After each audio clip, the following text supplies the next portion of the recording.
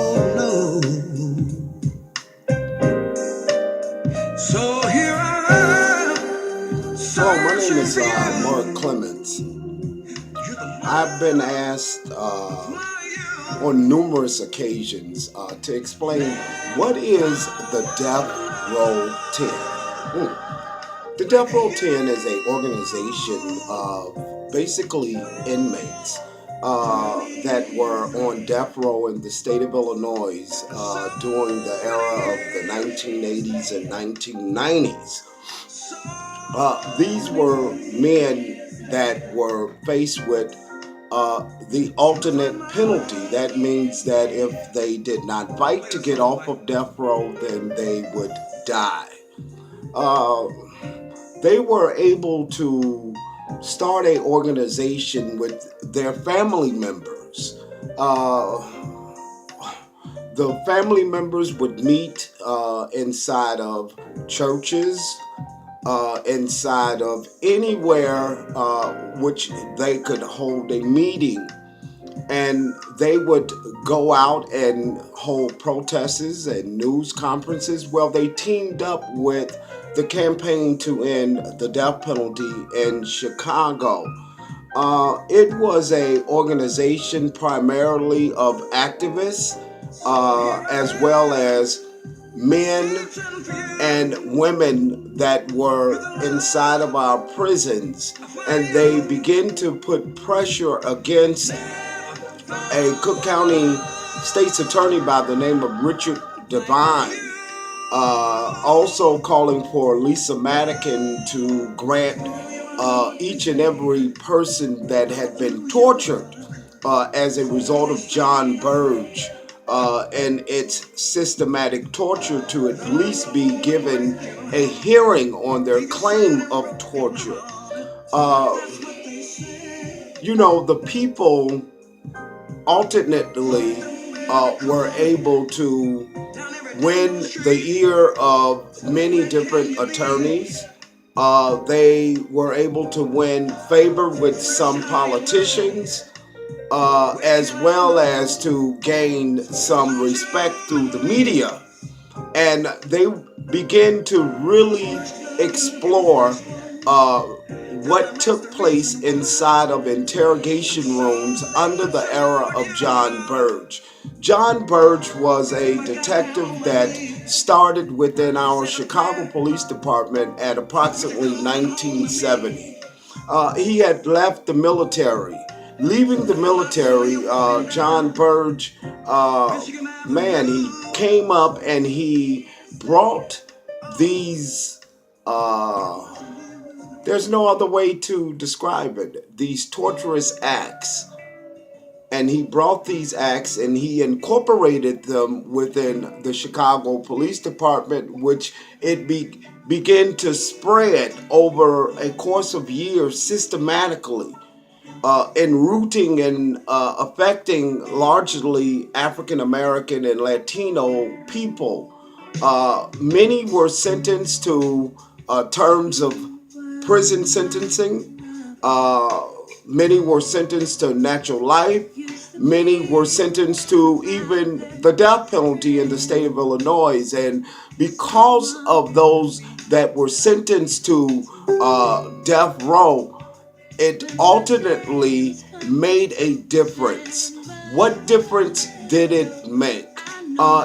It gave people, even like myself, who was only serving sentencing of natural life, an opportunity to now organize and to basically call for a racist, evil system to grant me relief on my claim of torture. The Death Row 10 and their mothers begin to just do wonderful organizing around their loved ones' cases. And alternately, it opened the doors that had been shut on many people for many, many, many years. The Death Row 10, without them, no torture case would have survived because it was the Death Row 10, Stanley Howard. It was Aaron Patterson. It was Leroy Orange. It was people like Raylan Johnson. And it goes on and on and on. Leonard Kidd that really pressed and pressed and pressed until something gave in. And really, you know, what we must understand is that these battles are poor people battling a system that is rich. So we must exercise scheme and strategy. And a lot of the activists don't understand what the scheme of strategy is in these particular types of cases because they are just so old. Where that each and every Burge torture victim has at least been incarcerated over 2 decades inside of the Illinois Department of Corrections. Still this day in December of 2015, we are still begging government to do what is right and to afford the men and women that were victims of John Burge and his tortures hearings on their claims. And when I mention the name women's, yes, I am mentioning it correctly. There were women under the scandal of John Burge. But we must give the props where it lies. And without the Death Row 10, I think that the John Burge torture scandal would not have widened on the level the way that it really did. And that was the birth of the Death Row 10. And many of the mothers today, they are old. Some have passed away, while many of them are just, living in states and places that are just, they can't get to the places where they need to mobilize. Well, to know that there's an injustice and to leave the men in the situation, that's what disturbs me. So, I try to reach out to people to get them to understand. If I don't believe that these men are innocent, I wouldn't be wasting my breath. Here it is. Sometimes we be sitting back talking about we want the big prize. Well, sometimes the big prize is delivered to us and we miss it. So we must all give thanks to the People's Law Office under Flint Teller and Joey Mobile and Jeffrey Has, and the work that they have been able to do, along with Loby and Loby, and along with our prison advocates under Uptown People Law Center.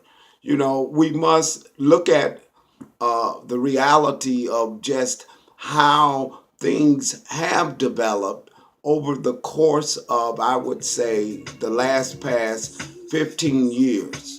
Being someone going to prison 16 years old, come on, Lord Jesus.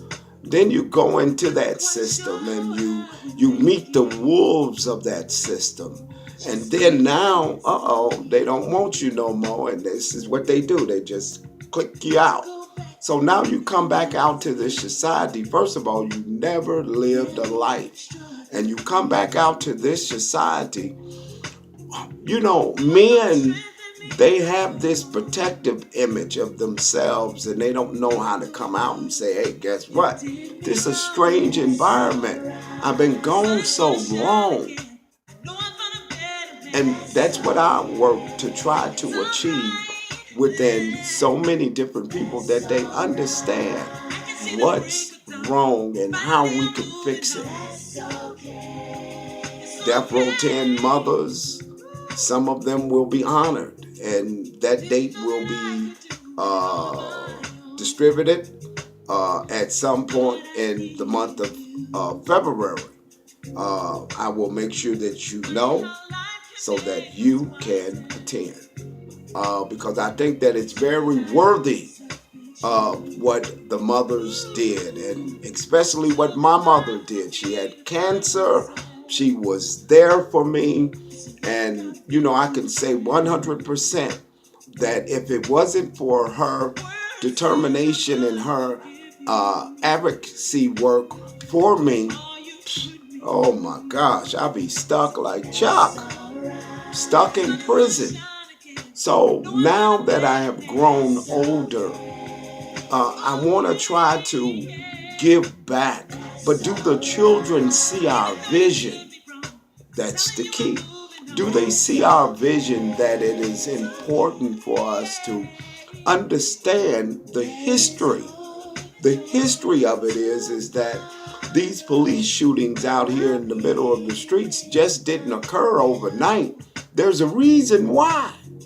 And it led from point A to point B, and there's connectors. But no one seems to understand the history because it's good to understand what feels good.